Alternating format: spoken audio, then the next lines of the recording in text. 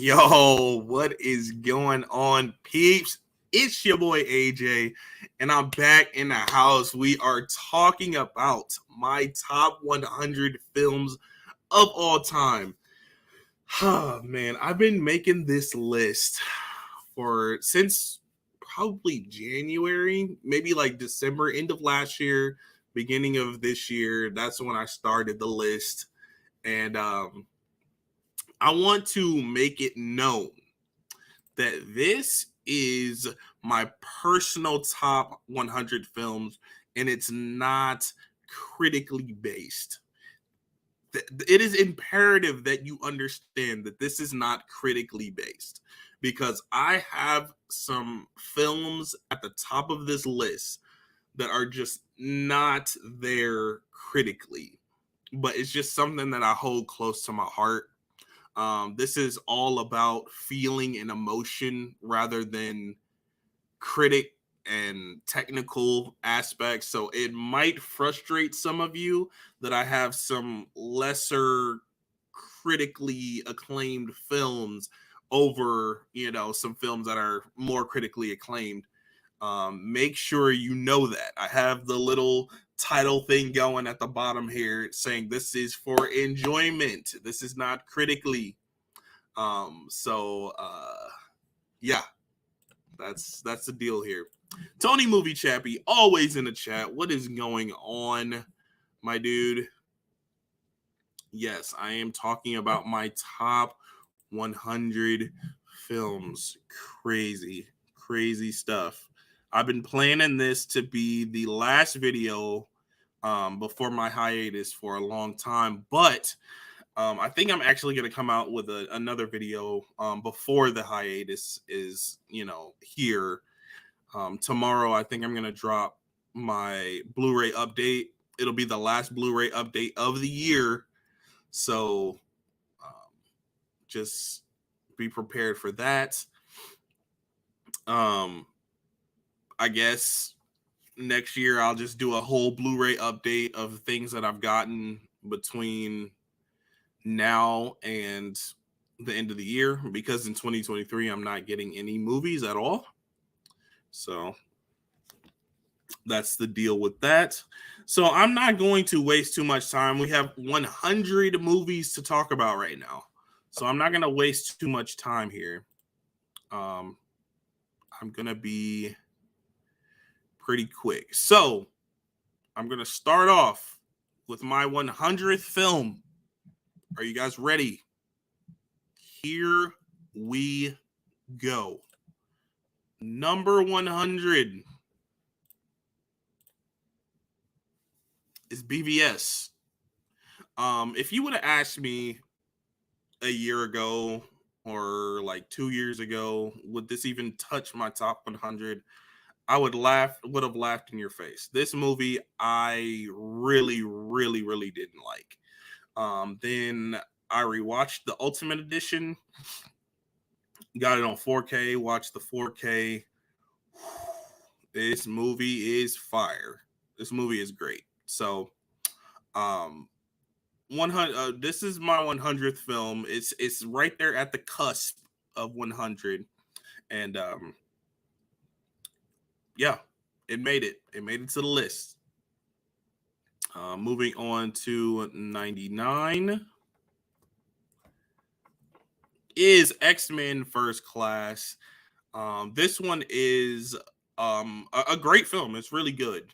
It's not quite to the caliber of, the best of X-Men, but it is really good.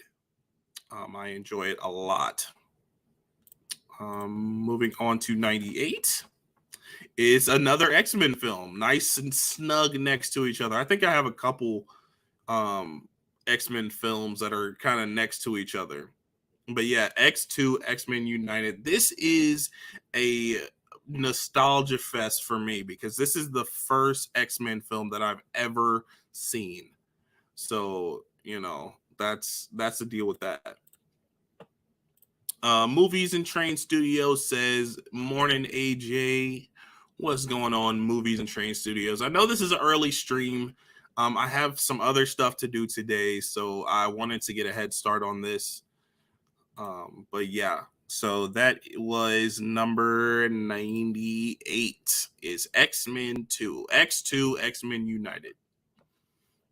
Moving on to 97, it is Lamb. This is a film that released last year. Kind of a recent film, yeah. So this movie, it's an A24 film, so you kind of know what you're getting into. It's a strange little film, and it's very atmospheric. You know, it has a lot of beautiful landscapes, beautiful shots. Cinematography is awesome. This became a comfort movie for me. I saw it in the theater, and then I bought it on 4K, and I just been watching this, man. I've probably seen it like 4 or 5 times now. It is a comfort watch for me. I really enjoy Lamb. And that ending though, seriously. All right, moving on to 96. It is Alita Battle Angel. I have some fond memories of this movie because me, my mom, and my sister went to go see this movie kind of on a whim. We didn't really know anything about it. We didn't know anything about the manga or the anime, but we all really liked Alita. And as soon as that movie became available on physical, I bought it. I snatched it up. Yeah, so this movie has some sentimental value for me. Um, Watched it with my family for the first time. We all enjoyed it. Alita is extremely underrated. I agree. I love the motorball stuff. The motorball stuff is probably some of the best um sequences in sci-fi history. I love it. So that was number 96. Moving on to 95. This is another one. If you would have asked me that if this would be part of this list like last year or like the day I saw it, I would have laughed in your face. This movie I really did not like at all when I watched it for the first time. But upon rewatch, and I actually bought this movie on Black Friday, like just because it was cheap. I was like, okay, a 4K, a new release 4K for $10. It looks beautiful. I knew the movie looked beautiful. So I was like, let me just get this on 4K. I've been watching it ever since, over and over. And you could ask my friends, they're like, you might as well just give this a 5 because you watch this movie so much. And yeah, it's a comfort film for me. I enjoy The Green Knight a lot, even though I still don't completely get it. I don't understand it. That's why I can't give it a perfect score. But if everything came together nicely at the end and like made sense, then I would have been able to do that. But since I can't, I gotta give it a 4 out of 5. But it is a comfort watch for me for sure. Number 94 is Toy Story 3. Yeah, this is another one that's kind of sentimental to me too because my family went to go see this together as well. I was actually working at the movie theater when this movie came out, and we got free tickets to see it. And yeah, it's a fun little movie. It's sad. Like it has some really, really emotional moments. And once a movie can get me emotional, especially a kids movie, it's going up there on the list. Maybe not hundreds list, but it's gonna go on some lists. Enjoyment wise. Movies and Trade Studios. I'm not a fan of the ending of The Green Knight, but I really do love the movie. I love the ending of The Green Knight. I think you're referring to like the last like 30 seconds of the movie, but I'm referring to like the last 2 minutes of the movie. I love that sequence. Some of the best parts of the movie for me, but I think what you're saying is like how everything turned out. It kind of is like a kick to the nads. I get that. I understand that completely. So Toy Story 3 is 94. Moving on to 93, Iron Man 3. This movie I watched this movie after Endgame. After I watched Endgame, I watched this movie, and it was fine. I thought it was good, but I didn't have the appreciation for it that I have now. Um I never really loved Iron Man. I didn't really like the movies. I didn't like 1 or 2 that much. 1 was good. 1 is a good movie. It's not great to me. The second one I just kind of flat out don't like. I do like the villain in 2, um, referring to Sam Rockwell's character, but other than that, I'm just kind of like, Iron Man movies aren't great. But once I watched 3 recently, I was going through the MCU and watching through all the movies and projects, and I really, really enjoyed this movie. This is towards the top of my MCU list because I just really enjoy it. So 93 is Iron Man 3. It's another the one before it was Toy Story 3. This one is Iron Man 3. So 92, we're moving on to 92, and that is going to be Sleepaway Camp. This movie is all about the ending. This movie, it probably has one of the most shocking endings of all time in cinema history. And it's becoming a comfort movie for me. I need to own it. And I don't know. I enjoyed this movie. It's not a good movie. It's not a particularly good movie. The acting alone is just not great. And I need to watch the sequels. I have not seen the sequels yet. So um yeah, Sleepaway Camp. That is number 92. Let's get into the comments before we move on to 91. Kyle L, what's going on? What is up, my dude? So moving on to 91. It is the Man of Steel. That's funny that Kyle L Daily just hopped in here. Man of Steel is my number 91. It really, really enjoyed the movie. Yes, it has its flaws, but I think it gets way too much hate. This movie gets way too much hate. This movie is great, and it looks great visually, especially the opening sequences. Looks great. Kyle says it's a good movie, it's fun, and sequel is even more fun. I think you're talking about Sleepaway Camp. Man of Steel is in my top 40 of all time. Nice. That's dope. It's a good movie. I think it gets too much hate. I really do. Moving on to the next one is 90, and it is Spider-Man Homecoming. This movie I absolutely loved when I watched it for the first time. I loved it. I loved everything about it. Tom Holland, he was and is a rock star in this movie. He's great.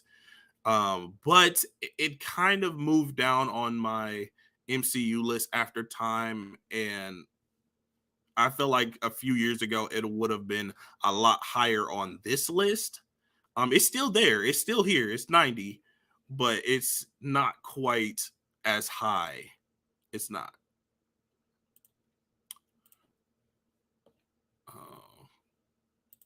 He said, "Ain't that funny?" Represent. Yes, sir.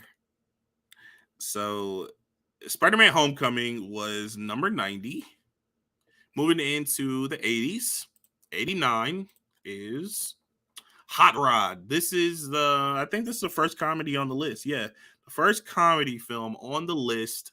Hot Rod is hilarious. And I have a lot of nostalgia for this movie too. So I think definitely comedy is subjective. I can definitely see somebody watching this movie and not even cracking a smile because it's just not for them. This movie is some of the most slapstick silliness ever. And I think if I watch it for the first time now, I would just think it was okay. But since I grew up with it, I know it and I love it because of nostalgia. I'm just saying this list is gonna have a lot of nostalgia based, ideas and thoughts behind them. So just get ready for that. Um, let's see. The Commons, Homecoming, sheesh. It's top 500.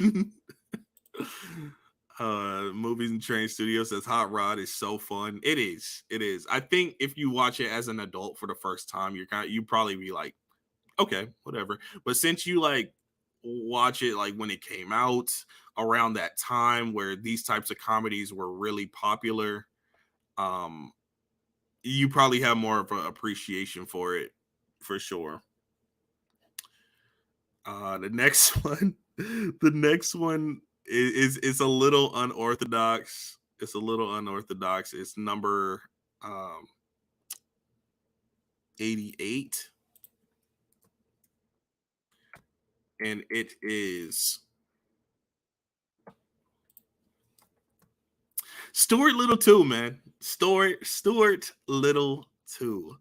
I'm sorry, Luke Reviews. I know he's probably not watching right now on the live stream, but he's gonna probably catch it on the replay.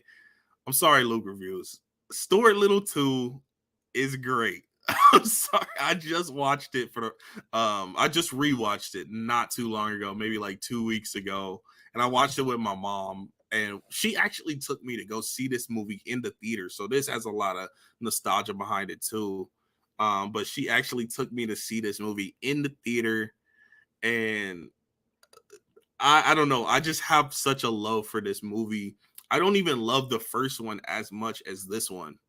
I never seen the third one, but Michael J. Fox is great. Gina Davis, Hugh Laurie, and the little kid from the vampire movie, Babysitter's a vampire movie.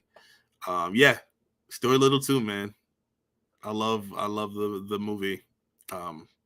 So yeah, 88. So moving on to 87 is The Big Lebowski, one of my favorite comedies of all time. It's not a perfect film. It's not, but I get so many laughs from this movie. This movie just gets me. I think that's what it is. This movie just gets me in my sense of humor, my comedy. I really really love this movie. It's so funny to me. I'm trying to get my buddies to watch this movie. I don't know, they don't want to or something. I don't know. Michael J is the man. Yes. So the Big Lebowski is number 87. Moving on to 86. It is Perfect Blue. This movie kind of blew me out of the water. It's not it's not a perfect movie. I watched it for the first time last year, I believe, maybe 2020. 2020, 2021 is when I watched this movie for the first time. And I just kind of watched it on a whim. Like, I know people were talking about it. I've seen the poster many, many times around, but I just never really had a huge interest in watching it. And then I was like, I've seen it around. I've seen the poster. Let me just put this on. And this movie is a great psychological thriller, and I think it could be translated to um, live action very well. If they want to make a live action version of this, I would not be opposed. This most anime, I don't think should be translated to live action, like a live action adaptation. But this movie right here, I believe that it could be pretty easily, and it would work. Just depending on what actors and actresses you get. Kal-El says they don't want to watch it like Larry David didn't want to stay in that one episode. Ella, if you remember. I don't know if I've ever seen that episode of Kurt, but yeah, that's funny.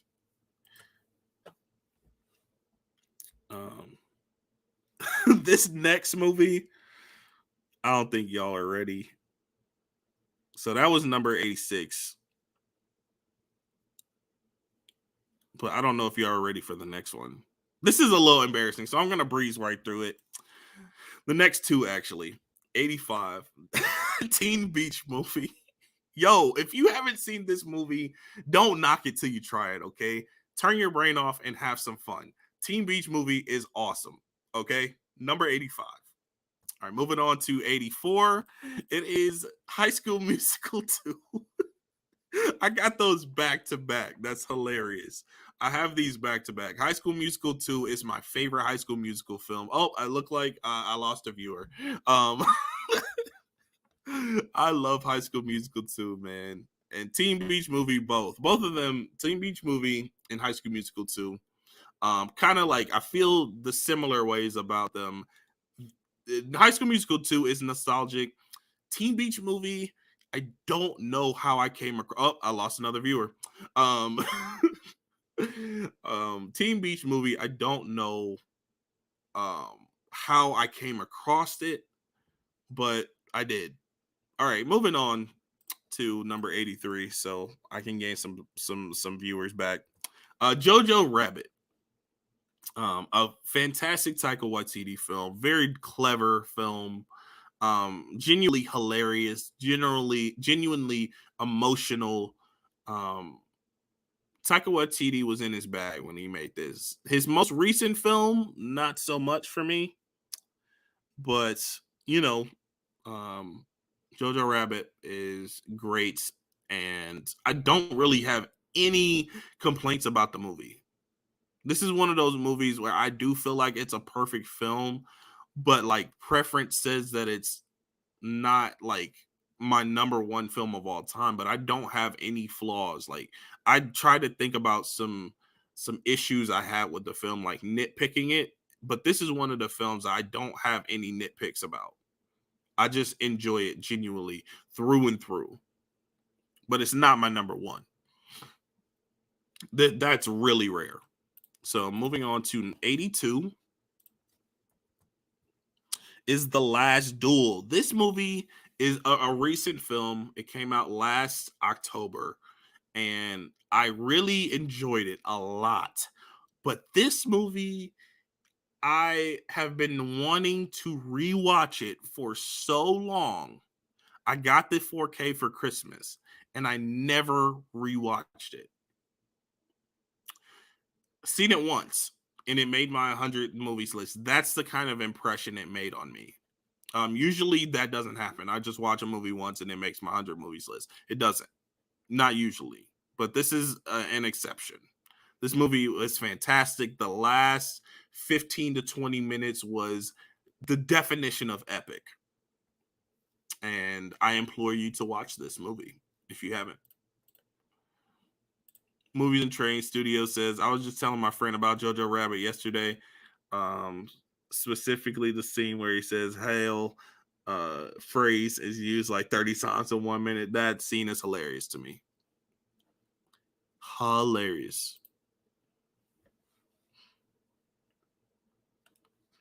Number 81 is, come on, it's Hitch. Probably it's definitely one of my favorite romantic comedies of all time. um Hitch, man. I watched this when I was younger. Didn't quite get it because I wasn't in a relationship. I wasn't really avidly seeking a relationship. But now that I'm older, I'm married, like I can relate to so many of these, jokes and just the idea of this movie. So Will Smith is great in it. I love Kevin James in this movie. And yeah, great film. Hitch. Moving on to number 80. It's a Christmas film. Home Alone 2, Lost in New York. The definitive Home Alone film for me personally. I love this movie. Tim Curry is fantastic in this movie. I love the traps. I love, pretty much the idea of this movie. Lost in New York. This is kind of how I felt the other day when I was in New York. But it's a fun film, and it's sentimental. I relate, not relate, but I can connect to the pigeon lady. Um, and yeah, I love Home Alone too. Can't wait to watch it this Christmas time. Movies and Train Studios says a movie that recently cracked the top or cracked my top 100 list is American Beauty. I've only seen it once as well. Yeah, I just watched American Beauty for the first time. I wasn't a huge fan of it. There was definitely some great performances there, but like tonally, it was kind of weird for me.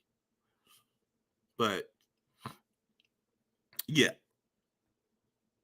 I do like it though. I think it's a good movie. I think it's well made, but it didn't quite crack my top 100. All right, moving on to 79. Indiana Jones and the Temple of Doom. My personal favorite of the Indiana Jones franchise. I just watched this movie twice in 1 week a few weeks ago. And I am not opposed to watch it again. I love this movie. It is adventurous. It's funny. I enjoy the characters a lot. I am going to rewatch The Last Crusade since I just picked up the 4K for it not too long ago. I bought it earlier this week, actually, and I'm going to rewatch The Last Crusade. It would be my second watch for Last Crusade, but I've seen Temple of Doom probably like 20, 30 times in my life. Raiders, I've seen maybe like 5 to 7 times in my life, but this one is the one I always go to. I always go to this one. And I probably even seen Kingdom of the Crystal Skull more than the first one and the third one. But this one, it reigns supreme. It does. Jared Runner, howdy. What's going on? Howdy, howdy, howdy. Uh-huh. Give me that. Quoting Toy Story. Moving on to 78 is another recent film, The Northman. I've seen this movie twice now, and I feel like this movie is about to become a comfort film for me because after I watched it, I want to just put it on and pop it in again. I just wanted to rewatch it right on the spot. So I feel like this can definitely be a comfort film for me. Um, Northman, I walked out of the theater shaking after I watched this movie. It was so good. I love it. I love it. I love the Northman. It's my type of film. Next one is Booksmart, number 77. Another comedy that just hits for me. When I watched this in the theater for the first time, I laughed so unbelievably hard. And every time I watch it, the comedy doesn't hit as hard because you know what's coming, but it does hit still. So Booksmart is my number 77. Good on you, Olivia Wilde, for this one. This one is great. I love Caitlin Dever and Beanie Feldstein in this movie. Amazing chemistry. And they actually felt like friends to me. They did. Number 76 is Dune. This is another recent release. And I saw this twice in the theaters. I still need to watch my physical copy of Dune. But this movie cracked the top 100 list, man, and it made it to 76. It's a really, really good movie. Yes, there are some things they could have done a little bit better with the characters, written them a little bit better and a little bit more engaging, enthusiastic. But it's a fantastic film and it looks great. So I can only imagine what it looks like on 4K. Kyle Daly says Home Alone 2 is the best. It is really good. I love Home Alone 2. It's the definitive Home Alone film for me. So yeah, Dune was number 76. Moving on to 75. It is Candyman, the 1992 Candyman. Not to get confused with the recent one. This is not the recent film. This is not the remake. This is the original Candyman film. I cannot wait to watch this movie in October in Halloween season. I cannot wait. I'll probably watch it more than once, to be honest. This movie is like it's so slept on, and people don't really ever say that it's a bad film, but I just don't feel like it comes up in conversation enough. Candyman is so dope. This horror movie is one of the best horror movies out there. So moving on to 74 is Mission Impossible Fallout. Is it the sixth one? It's the sixth one. Yes. Mission Impossible 6 Fallout. This is another one I took my mom to go see. She loves the Mission Impossible movies.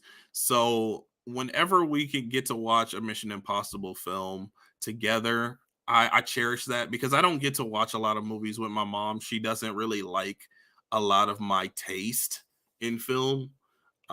She would rather watch like a home improvement show or like a tiny house show or something like that.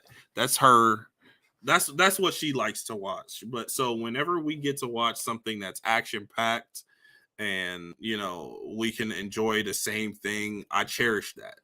So Mission Impossible Fallout is my number 74. I think it's my second favorite of the franchise. This movie is phenomenal.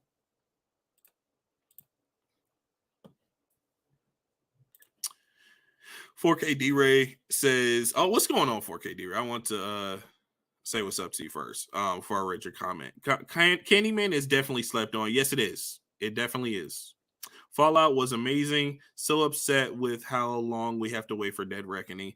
I know, but like I kind of just came to grips with it. Like Dead Reckoning, it's coming. We'll see it when it comes. Mission Impossible Fallout is in my top 25, my favorite of the series. It's great, and it battles between this and the other one that I have coming up on my 100 movies list. So stick around, you'll find out which one it is. What's your favorite Mission Impossible movie? You'll just have to find out. It is number on this list. It is number 15. So it's pretty high up there. So I'm trying to get through the list rather quickly. But yeah, so Mission Impossible Fallout is number 74. Moving on to number 73. It is The Shawshank Redemption. When I watched this movie for the first time, it was probably in 2017. It was pretty recent. I did not see it a while ago. I saw it kind of recently. I mean, even 2017 is 5 years ago. That's crazy. 2017 was 5 years ago. Anyway, I watched it in 2017. I liked it a lot. Then when the 4K came out, I bought it, and I love this movie now. This movie is fantastic. Shawshank Redemption is, and it's one of the most critically acclaimed and highest rated films of all time, and rightfully so. This movie is absolute masterpiece. It is. So, if you haven't seen Shawshank Redemption, I implore you to watch this movie. This movie is great. Moving on to number 72. Definitely a difference in tone from Shawshank Redemption, but it is, come on, it is Lilo and Stitch. Lilo and Stitch is a totally Totally different movie than Shawshank Redemption, but this is my favorite Disney animated feature. Um, it feels so unique to the Disney animated universe. It doesn't feel like, your typical princess story. It's about a struggling sisters trying to make it, and this weird alien coming into their lives, making it a living hell. But it works because they grow to love them. So, like, I don't know. I get so like emotional with this film. It's just so it's a great film. It's very emotional, very powerful, and also so much fun. Like, and you learn to love these characters. So Lilo and Stitch, number 72. Number 71, another switch in tone for 71. The Conjuring. This is not like Lilo and Stitch at all. But it is one of the best horror films, recent horror films of all time. It's great. Um, James Wan was in his bag when he made this movie. The subtle eeriness and creepiness of this, even this poster right here, it has, you see the noose and then you see the shadow down here of the person. That's like just the subtle creepiness of like this movie and just the essence of the film. It's great. I love The Conjuring, one of the best horror movies of all time. It really is, and it doesn't. I don't know if it even gets talked about enough. It's fantastic. It is. Movies and Train Studio says Shawshank is in my top 60. Pretty close ranking. I personally prefer The Conjuring 2, but both of the first two are 5 out of 5 for me. I really like The Conjuring 2. I think it's good. It is too long for me. The last rewatch, I was like, I was thinking about it before I watch it again, and I was like, I felt like this movie was kind of long. And then I went ahead and watched it. And I was like, yeah, this movie is too long. It is. It's good though. It's good. Don't get me wrong. And it's definitely, I feel like personally for me, it's scarier than the first one. But a lot of people would disagree. I was talking to people about it, and they were like, no, no, no, no. The first one is way scarier. Like, okay, to each their own. 4K D-Ray says, got to put both Conjuring movies on my watch list. You haven't seen the Conjuring films? Okay. Yeah, definitely do that. Definitely watch the Conjuring movies. I love how you said both, but there are 3 Conjuring movies. I would watch 3. I like 3. I do personally. A lot of people would say it's trash, but I definitely don't. I don't feel that way. I do like 3 quite a bit. The first 2 are definitely superior, but I don't hate 3. I don't. Okay, moving on to the next film, which is number 70. It is Edge of Tomorrow, one of my favorite sci-fi films of all time, and my favorite sci-fi film of the last decade. And my all-time favorite time loop movie as well.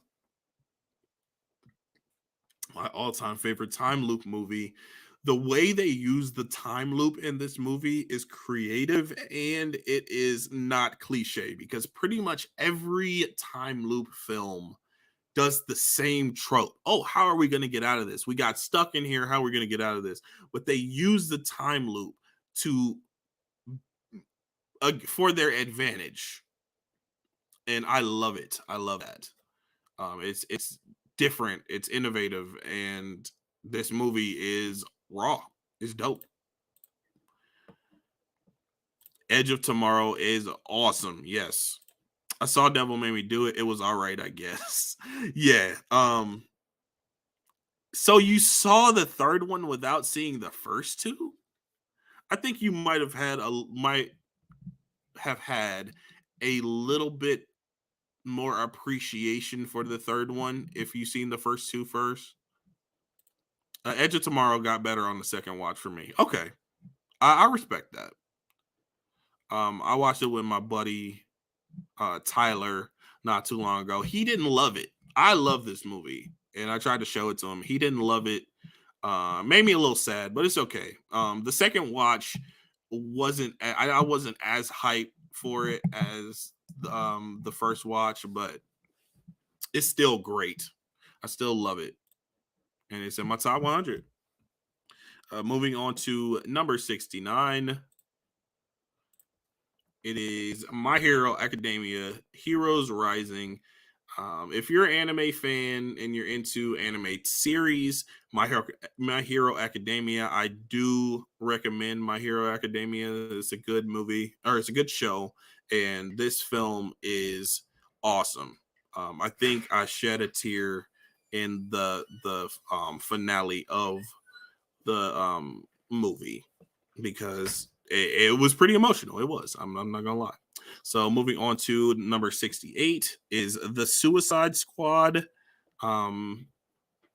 Yeah, this movie is awesome. It's emotional. It is funny. It is fun.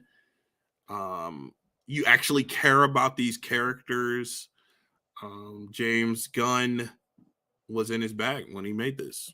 So the Suicide Squad, not Suicide Squad, not 2016 Suicide Squad. Okay, the recent one, 2021.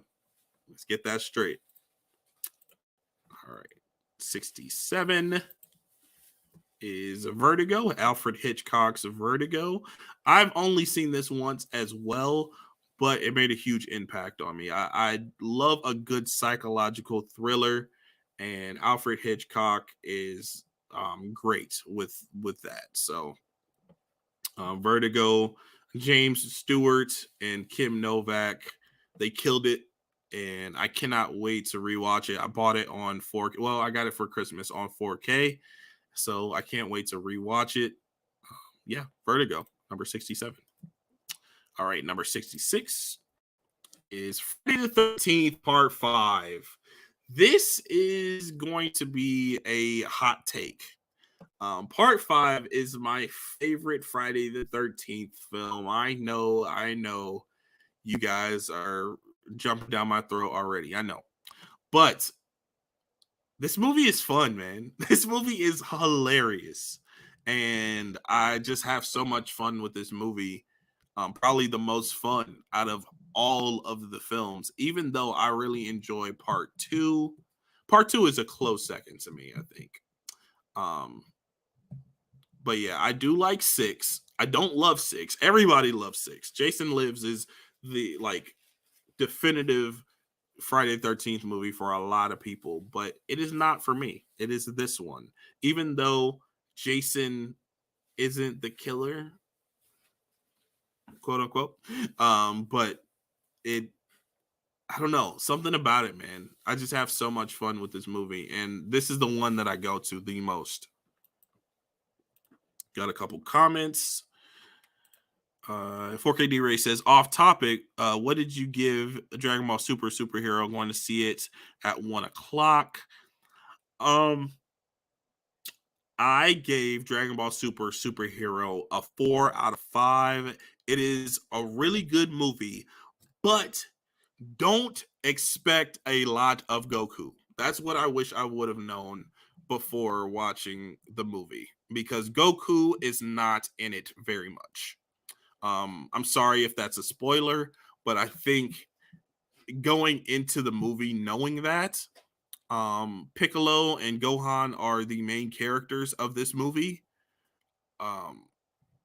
I would have appreciated to know that, because then I probably would have enjoyed the movie more.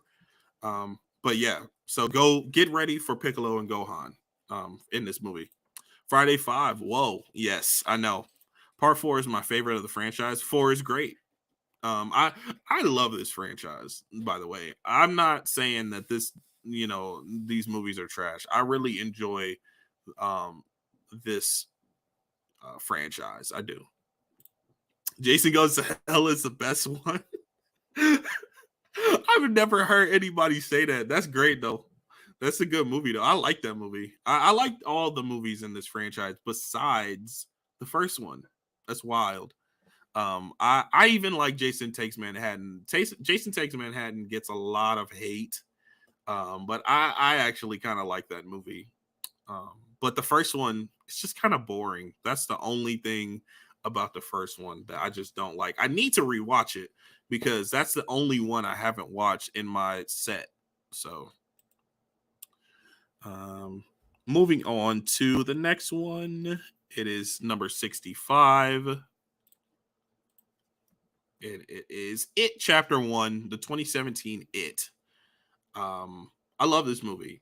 It's kind of a comfort film.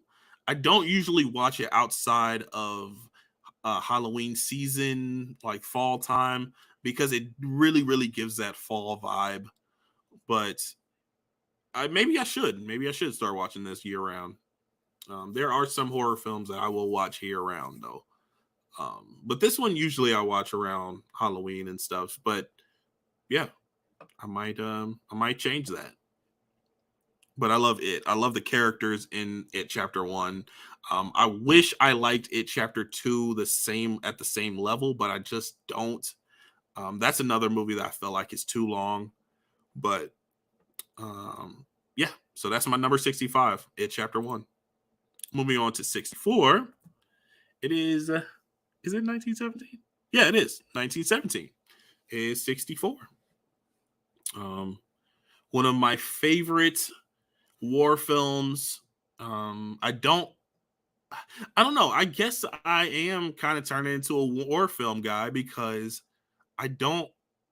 Whenever I watch it, I'm like, yeah, this is pretty good. But like outside the realm of watching them, I'm like, yeah, I don't really like war films that much. But I tend to like all the war films that I watch. So maybe I'm a war film guy. I don't know. But 1917, I love the aspect of the one shot. It really, really helps the film for me.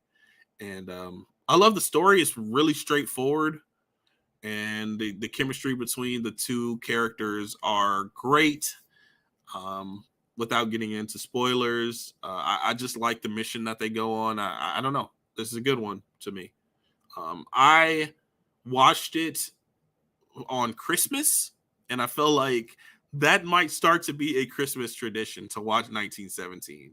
I don't know. This and The Green Knight. My wife will hate that. She does not like The Green Knight at all. See what we're saying in the comments. You like the new It over the original? Oh yes. Oh yes. I don't really like the original It that much. It's fine, but it does not have the same impact as the first one to me, the 2017 version. Movies and Train Studio says on my letterbox, I'm pretty sure I have it somewhere around the 60s. Could be way off though, and I do love It Chapter 2. I wish I loved It Chapter 2 the way that a lot of people that I talk to do. 4K D-Ray, if it's not, it's top 2. Got you.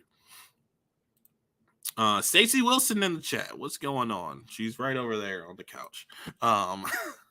Good morning. I don't know if I can rank 100 top movies, so kudos to you. Thank you. Yeah, it took a long time. Like I said earlier in the stream, it took a while for me to actually sit down and rank all these films. And I know some definitely slipped through the cracks because this morning I was like, I thought of a film and I was like, I love that movie. How did it not make my list? So I had to take one out and put one in. But yeah. Kyle says, I like the cast of the original, so it edges out the remake. Funny thing is both chapter 2 fall a little short. Let's see. Have you seen Bone Tomahawk? One of my favorites. I have not seen Bone Tomahawk. I haven't even heard of it, I don't think so. All right, let's keep it moving. Keep it moving.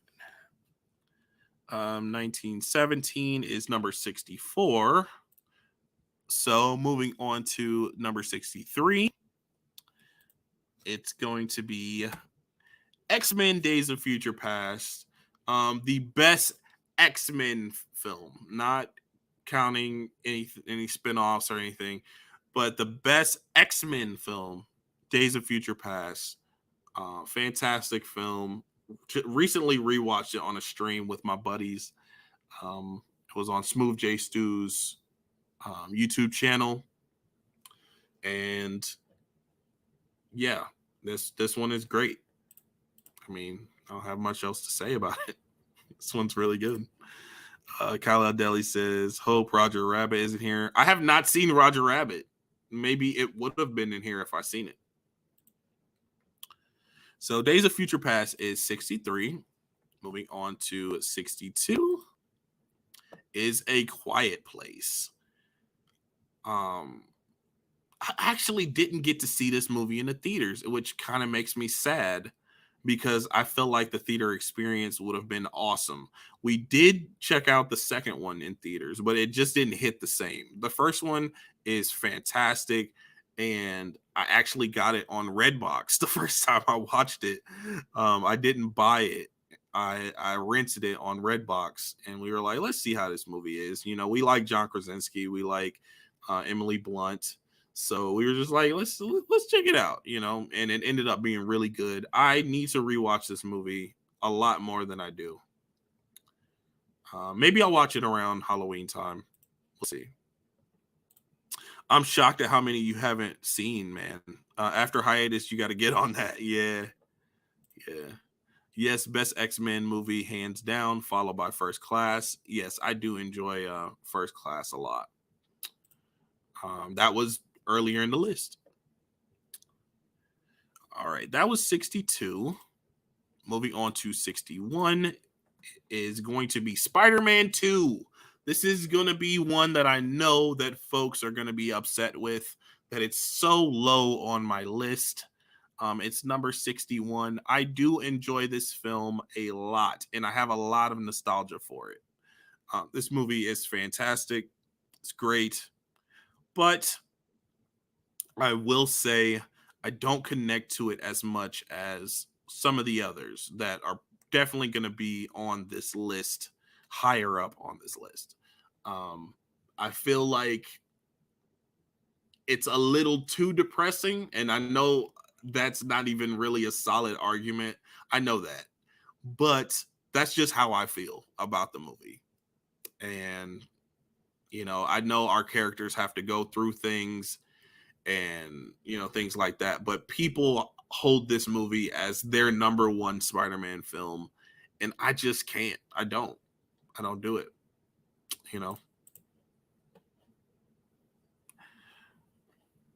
Kal-El says, fun fact, Quiet Place was wrote and originally made to be a Twilight Zone reboot movie. That's cool. I like that. All right, no, that was number 61. Moving on to number 60.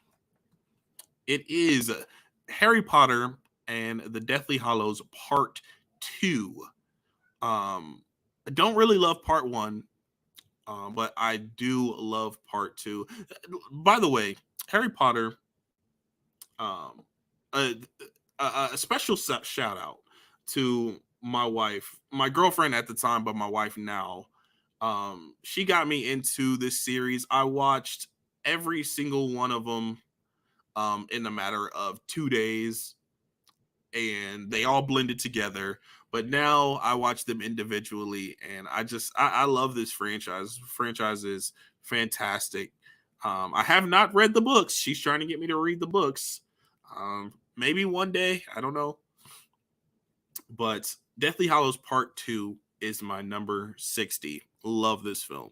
Love it. Love it. And fun fact about this movie, I actually took her to go see the symphony orchestra, our Indianapolis Symphony Orchestra, play the score for this film while it was playing. So that was an awesome experience. So that added to my sentimental value for this film. All right, moving on to number 59. When we get to number 50, I'm going to take a brief hiatus or a brief break, and then we'll come back, a brief intermission. So, moving on to 59, it is Titanic. This movie right here, man, made me believe in love again. No, I'm just kidding. It's good though. This movie is great. Jack and Rose. I love this movie.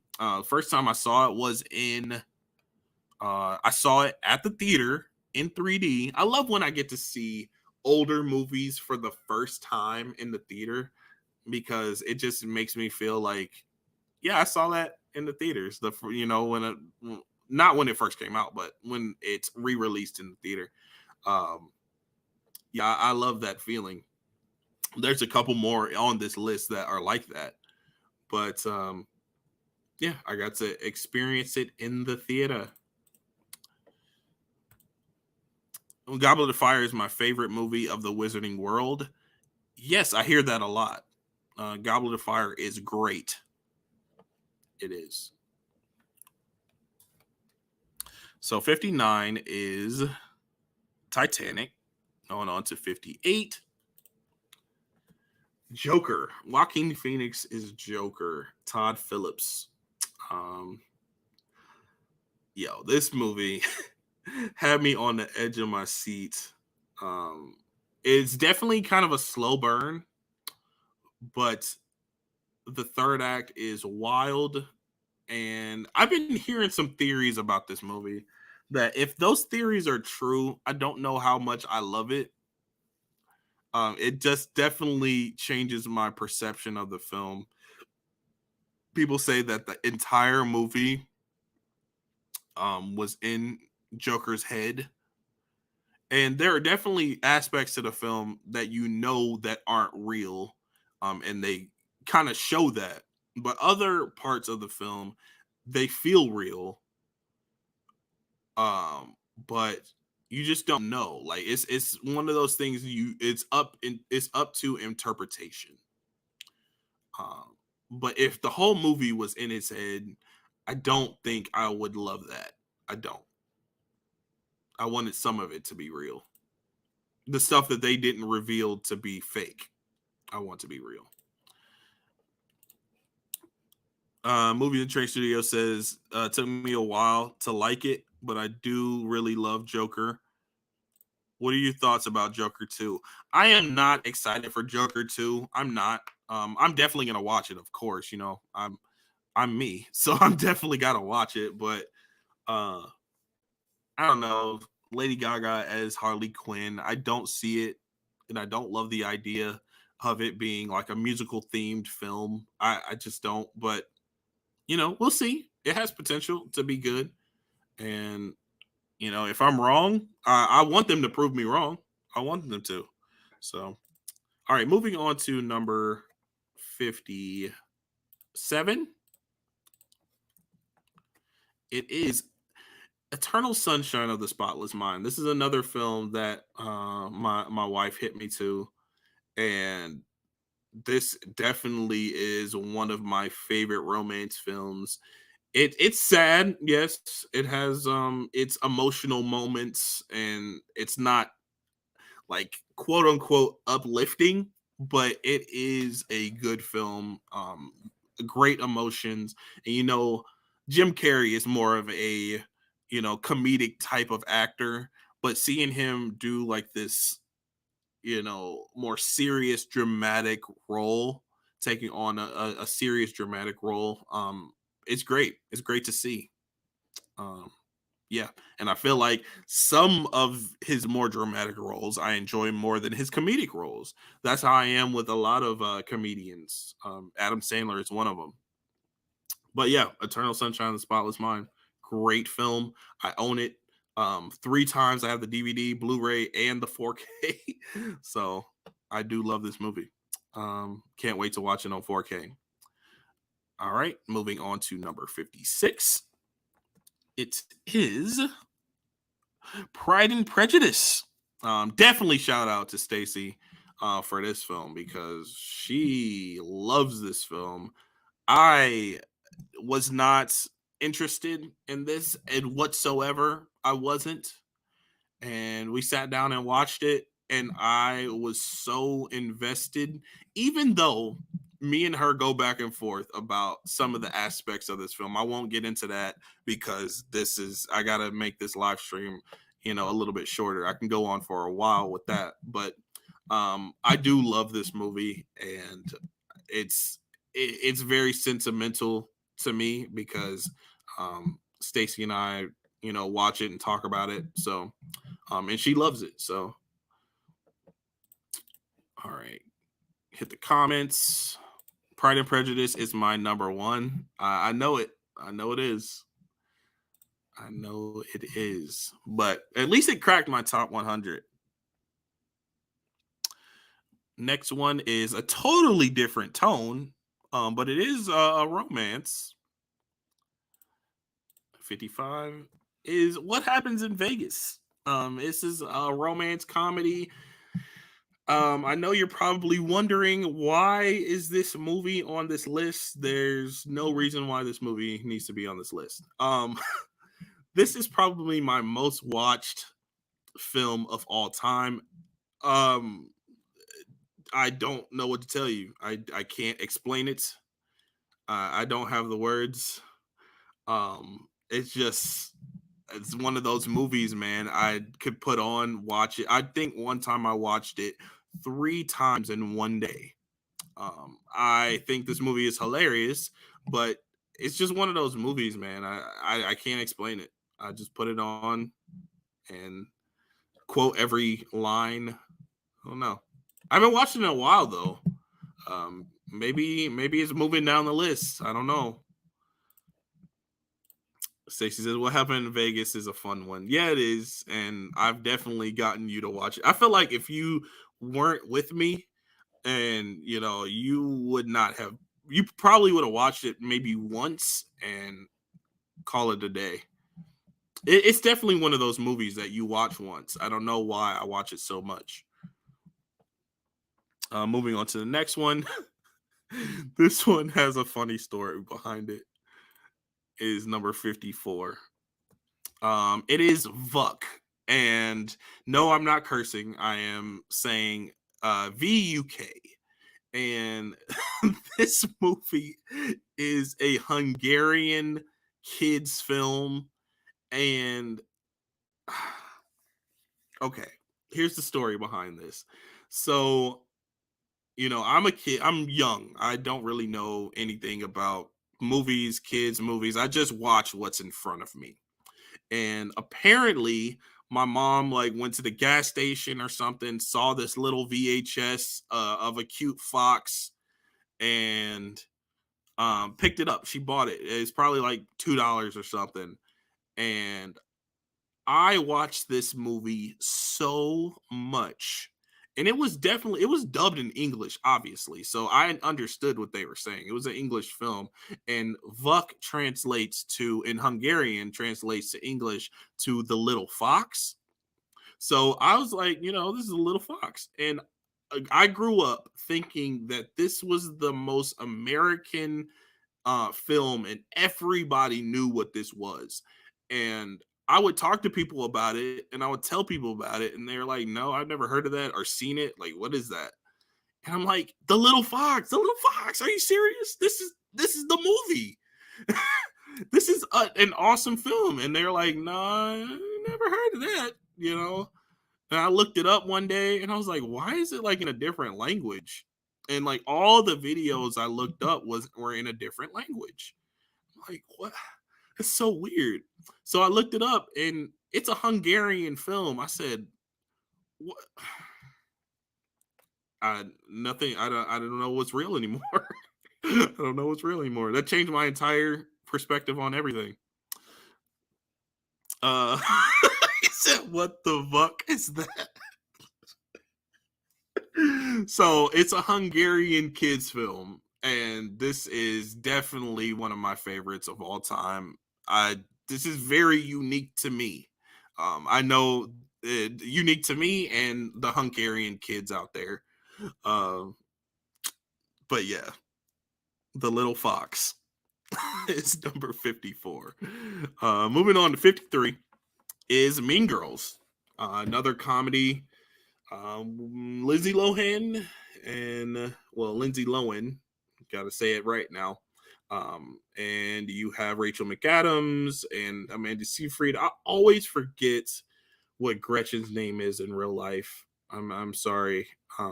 But this movie is hilarious. It's one that I can watch over and over and over.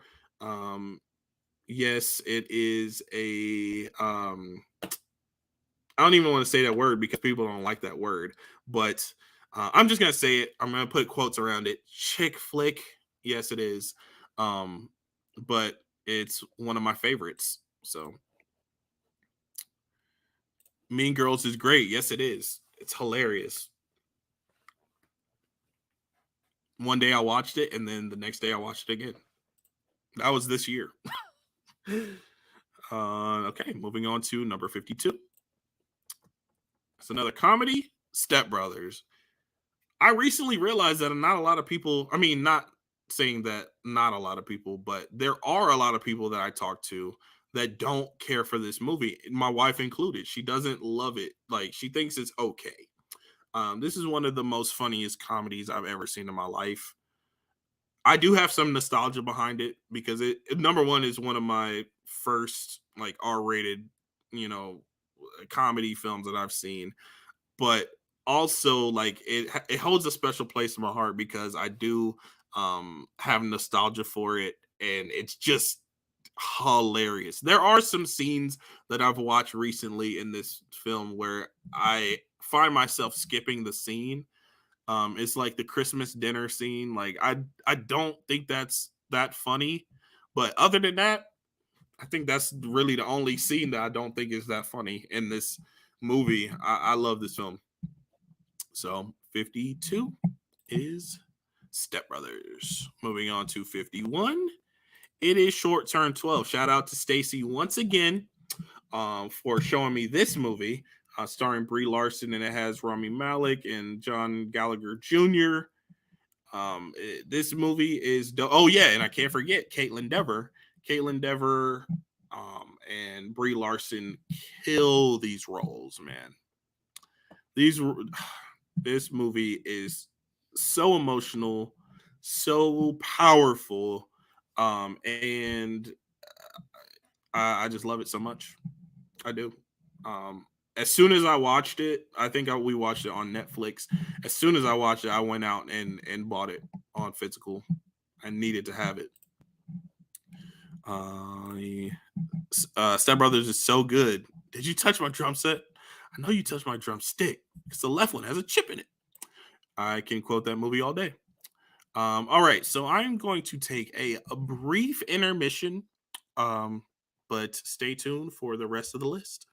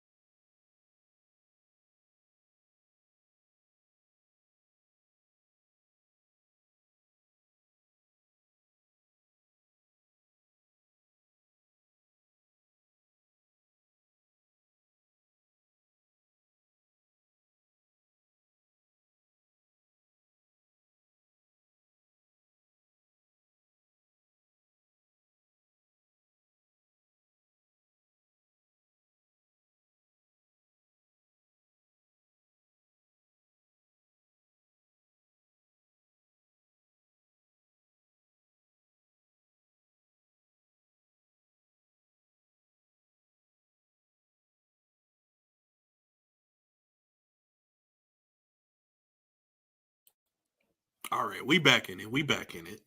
Um, all right, bring it up. Number 50.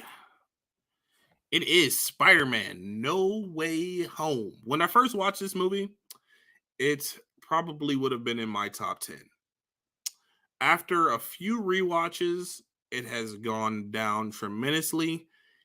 The movie is a lot of fan service and it works. The fan service really works, but this movie kind of has some flaws to it that I can't really overlook. And also the the I don't know, the fan service kind of wears off a little bit, but I still get really, really, really excited when there are certain things happening in this movie. So I'm not saying that I don't like this movie anymore.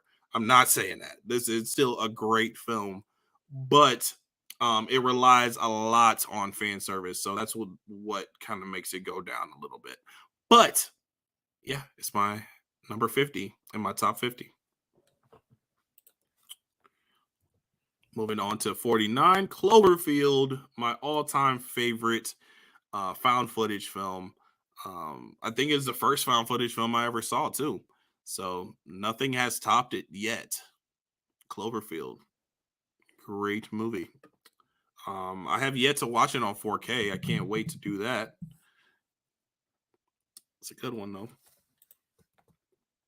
48 is Requiem for a Dream. This is another film that I've only seen one time, and it just was so powerful, so impactful to me, and so beautiful. The score was so awesome.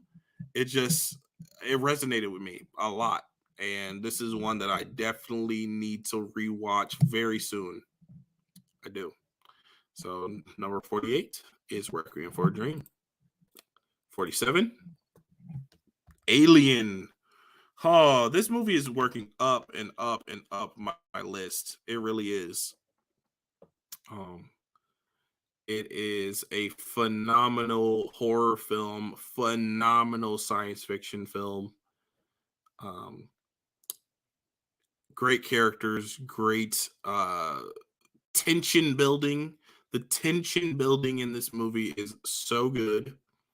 Um, yeah, I don't have a lot of flaws with this movie. I think the biggest thing is that the pacing could be a little bit better. I watched this movie twice in 1 week earlier in the month as well, and I love it. I love this movie. Yeah, number 47. Moving on to number 46. It is The Evil Dead. I watched this movie the other night. I did a watch along for this movie, and yeah, this movie never really like scared me. But I can definitely see like creepy and eerie vibes to this movie. But I love the style. There are a lot of close-ups, a lot of zoom-ins, a lot of, and this movie is very cheaply made and it works. A lot of the elements work to this film, and the practical effects are wild.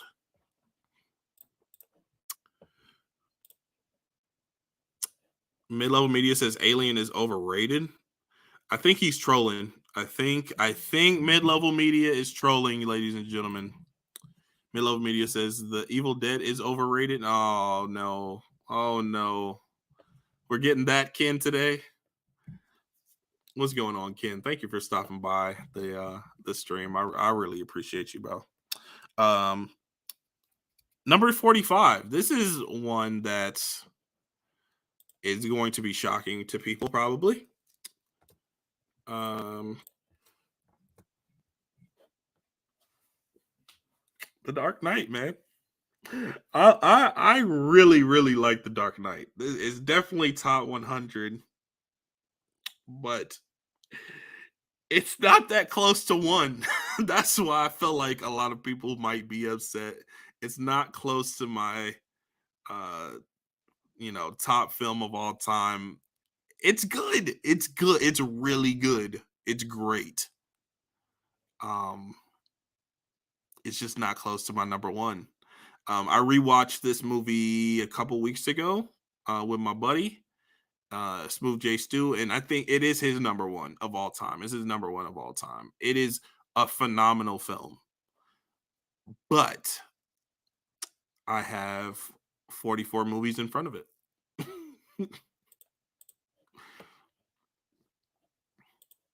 Middle of media laughing emojis. Just kidding. Love them both. Still like Evil Dead 2013 the best. Yeah, Evil Dead 2013. It freaked me all the way out, bro. It is one of the scariest movies I've ever seen. When I rewatched it last Halloween, it wasn't as bad as when I watched it for the first time, but it's still freaky. And I have the pre-order for the 4K. That's coming September, I believe. The end of September. I know you know, Ken. When does that Evil Dead 2013 come out on 4K? Let me know. The Scream Factory. Yeah. So The Dark Knight, man. The Dark Knight. Ooh. Ken says now The Dark Knight is truly the definition of overrated. Still great though. I don't know if I would say it's overrated because it is a great film and I love it. I do love this film. But like I said, I have 44 movies over it.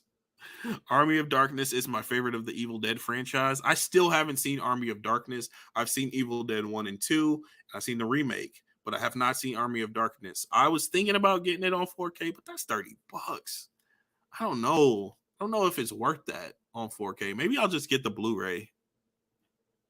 I don't know. Ken, you probably will get the Army of Darkness 4K. You gotta let me know what the transfer looks like. I know you're probably gonna put out a video for it, so I'll just watch that. But yeah, so The Dark Knight is my number 45. I'm sorry, y'all. I'm sorry. Yeah, so number 44 is I, Tonya. This is another movie that I watched only once and it knocked my socks off. I love the performances. I love how the characters were written, the style of the film. It really, really worked for me. So number 44 is I, Tonya. I just bought it recently on Blu-ray.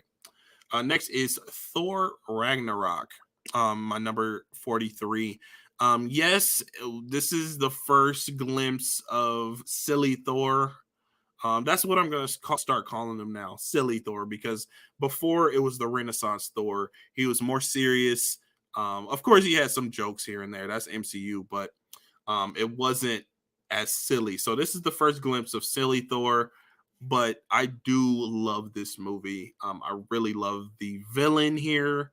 I really love all the characters, and Valkyrie is introduced here, and she's one of my favorite characters in the MCU period.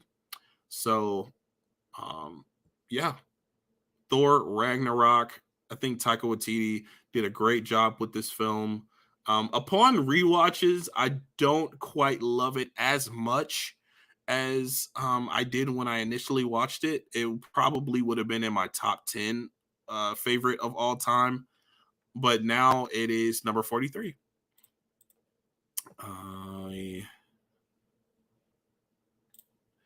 It's top 10 on IMDb's 100. No way The Dark Knight is that good. It's good though. It's good. It's great, but it doesn't quite crack my top 10. I'm sorry. Movies and Train Studios. I think the 4K of Army of Darkness is gonna look great.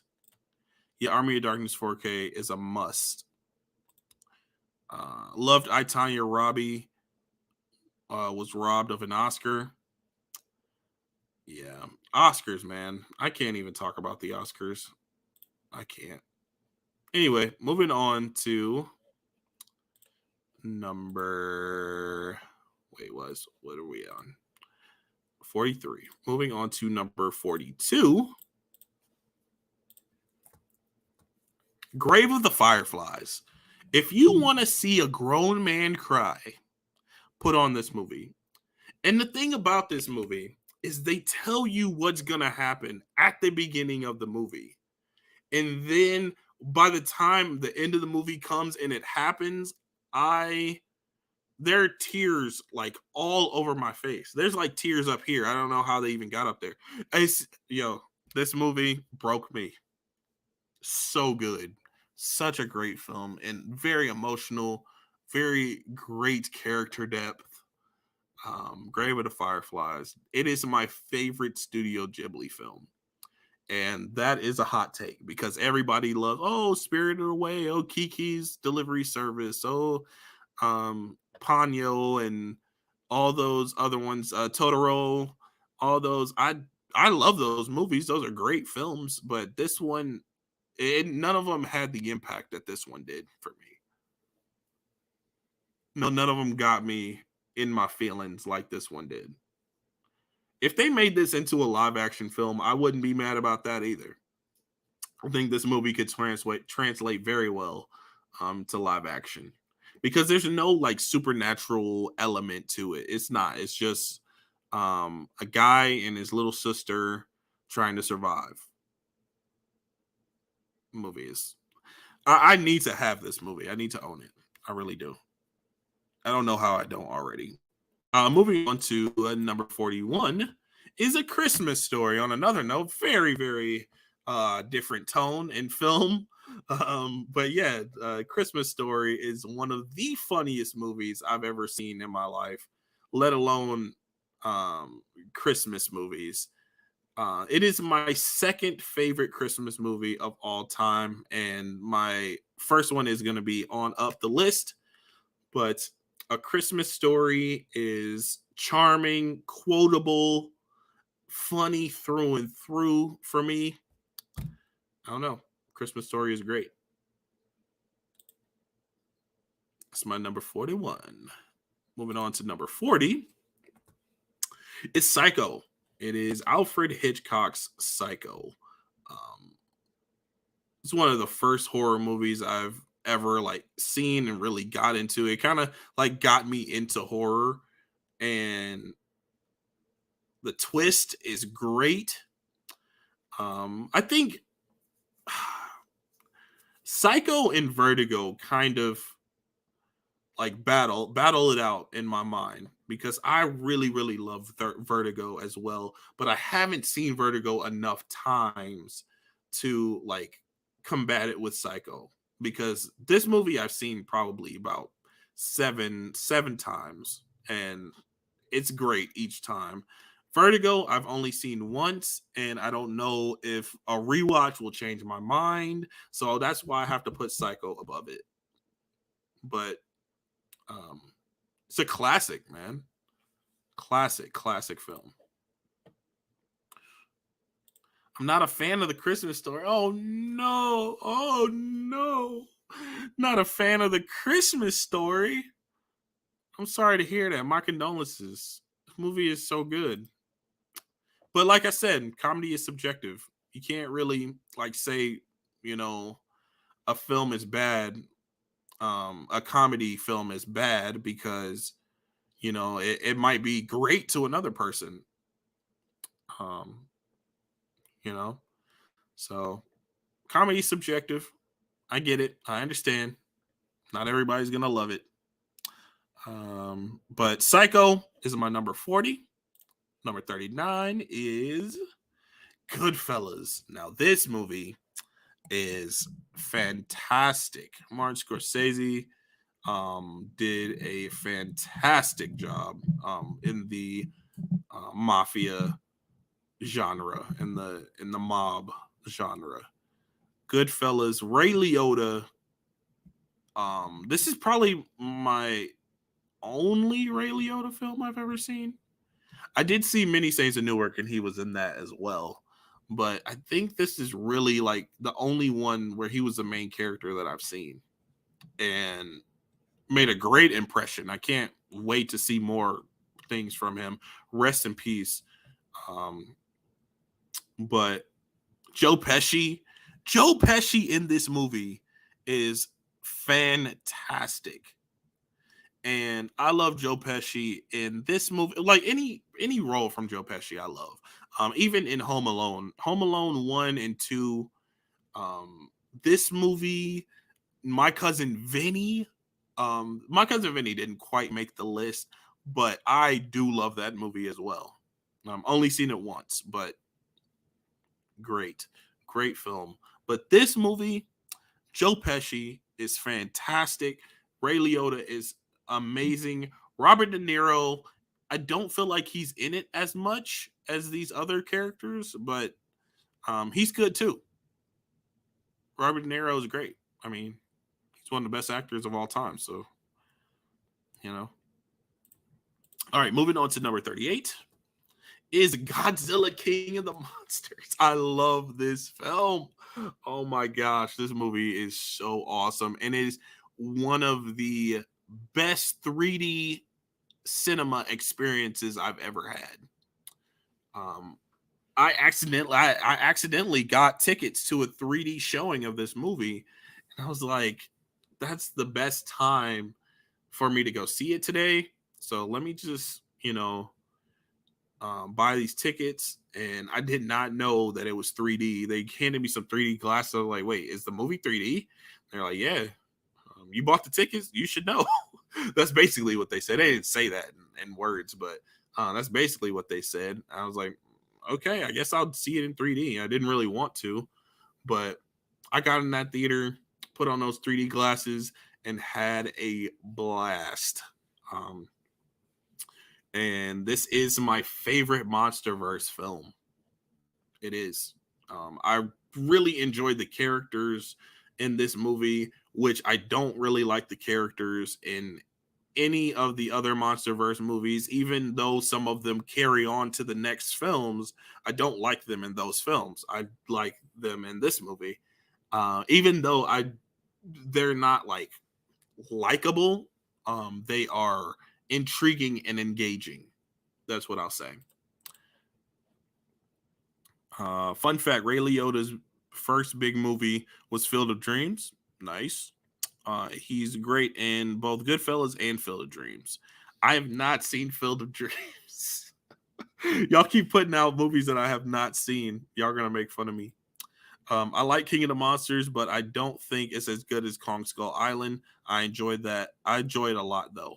Kong Skull Island, I don't love. I'm kind of like the opposite, but not completely opposite because you like King of the Monsters. I don't really like Kong Skull Island. It's fine. It's a fine film. But I don't love it. It is the bottom of it's the bottom of the MonsterVerse for me. That's the bottom movie. So that's number 38. Moving on to 37 is Ex Machina, one of my favorite sci-fi films, and it does have a little bit of horror to it. A24 film, and A24. If you know me, you know that A24 is my studio. I love a good A24 film, and this is one of them. One of the best. You got Alicia Vikander and Oscar Isaac, Donald Gleason. They're all great in this movie. So if you have not seen Ex Machina, I implore you to check it out. It is kind of a slow burn, I will say that. It's not like extremely in your face with action and suspense, but it does have a lot of tension.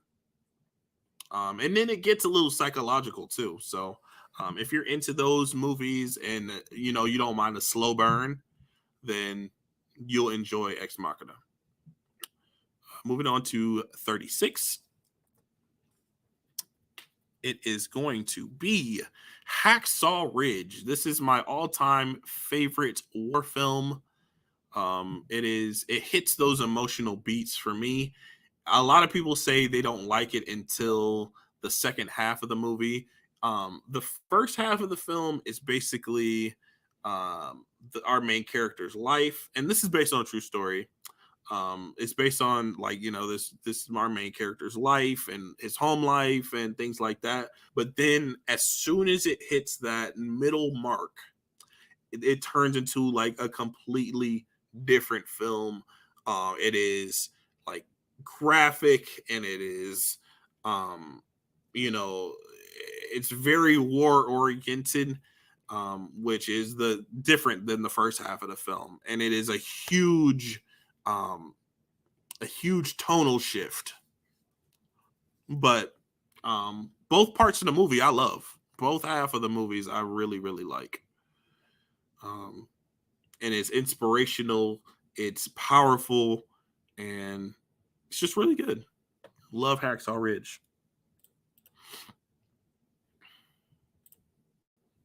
I've started Ex Machina, but haven't finished it for some reason. Like I said, it is a slow burn, so I feel like you kind of have to be in the mood to, you know, put up with some slow moving exposition, and then you kind of get into it, and starts building that tension, and then by the third act you're completely invested. Movies and Train Studio also says Hacksaw Ridge is awesome. Yes, it is. Hacksaw Ridge is my favorite war film. It is awesome. Moving on to 35. It is a Quentin Tarantino film. It is Once Upon a Time in Hollywood. Yes, this movie is long. Yes, it's 3 hours, but I love every second of it. I love the performances from Leonardo DiCaprio and Brad Pitt. They are phenomenal. Margot Robbie is great in it as well. I mean, as usual, Margot Robbie is great. Um, all of these actors are great. These three here. Then we got Al Pacino in it. We also have Kurt Russell in it. We see people here and there throughout this film, and this movie does not have a very very strong plot. There's just kind of things happening, and I don't usually really love movies like that, but this one is an exception. I love this movie. I think it's the characters and the actors that really carry this movie, not quite the plot. Moving on to number 34, The Godfather. The Godfather. One of the best movies ever made. It might be the best movie ever made. I don't know. It's hard to say. Um, I think this is probably my first mafia movie I've ever seen. No, I take that back. I seen American Gangster, but that movie is nothing compared to this movie. It doesn't even hold a candle to this film. So this is the first true mobster film that I've seen. And James Caan, rest in peace, James Caan. Rest in peace, a lot of these actors. Al Pacino, fantastic. Man, such a fantastic film. And I just bought the 4K set with all three, and then they go around and announce the steelbooks, 4K steelbooks for these, and I'm mad. I'm mad at Paramount. Paramount is they're just wanting me to spend more money. But the first one is fantastic. Now, Godfather Part 2. This is a hot take for me, but Godfather Part 2 is not as good as this one. This one is my number one. Godfather Part 2 didn't even crack my top 100. It's in the top 200, I'm sure, if I had to make a list, but it didn't even crack my top 100. This one did. This one is up there. Which do you prefer, Wolf of Wall Street or Once Upon a Time in Hollywood? Once Upon a Time in Hollywood, for sure. Wolf of Wall Street, I do think it is a great film. It's phenomenal, but it's the subject matter for me that I just don't really love the movie. Like, it's not one that I can watch often. I can watch Once Upon a Time in Hollywood a lot. Wolf of Wall Street is kind of a tough watch for me, to be honest. Phenomenal movie though. Phenomenal, great performances. Phenomenal movie. It's just not Once Upon a Time in Hollywood. It's not at that status for me. Moving on to number 33, Train to Busan. I've been talking about this movie a lot lately. I just need to sit down and watch it. I'll probably wait until Halloween time to rewatch this movie. Yes, it is a Korean film. Yes, you have to read subtitles. Yes, this movie is amazing. It is a small price to pay to experience this amazing film. And I believe this is my favorite Korean film. Parasite did not quite make this list, but it is an honorable mention. I really love Parasite. I enjoy the movie a lot, but Train to Busan takes the win for my favorite Korean film and my favorite international film. So moving on to number 32. No, I want to talk about. It's another movie. If you want to see a grown man cry, put it on in front of me. All right, moving on to number 32. I just had to say that. Moving on, number 32 is Harry Potter and the Prisoner of Azkaban. This one is great. I actually put it on yesterday. I didn't finish it, but I put it on yesterday just to watch it. It's a comfort film. A lot of these Harry Potter films are comfort films for me. I just put them on when I'm, don't know what else to put on. I know what I'm getting. I know I love these movies. So, Prisoner of Azkaban is great. Next one is Friday. This movie has worked itself up the list so hard. I never disliked this movie, but like upon rewatches and rewatches and rewatches, I've grown to absolutely love this film. It's one of my favorites of all time. Ice Cube, Chris Tucker, hilarious. And then by the time we get to the third act, it has a great message to it. There is a tonal shift in this film because it is a comedy and then it gets more of a serious tone towards the end. But yeah, it's great. And I've seen Next Friday once, barely remember it, but I have not seen the Friday after next. I have not seen the third one. But Friday, man, hilarious film. Hilarious. Moving on to number 30. Akira. It's another one of the films that I saw for the first time in the theater. I saw it in IMAX. It was an amazing experience. My wife does not love this movie. She doesn't really like it. But that's okay. More for me. I love this movie so much. I love the visuals, the grittiness of the atmosphere. The characters are great. Yeah, Akira is my number 30. Amazing, amazing film. Number 29 is Deadpool. This is the one that it slipped my mind. And then I thought about it this morning. I was like, how is this not on the list? So I had to put it on the list. I had to take something out, put this on the list, and I had to move it up to number 29 because I do absolutely love this film. Ryan Reynolds is great in this movie. I do feel like the roles that he's doing now is just kind of Deadpool over and over again. And I'm not really into that, but this movie is great. The only thing about this film that I don't really love is the villain. And I'm going to go into the next one and kind of talk about the same thing. Logan, fantastic film. One of the best comic book movies of all time. But I also don't really love the villain for this movie either. But that's really the only flaw with this movie. Hugh Jackman, like we never seen him before, as Wolverine.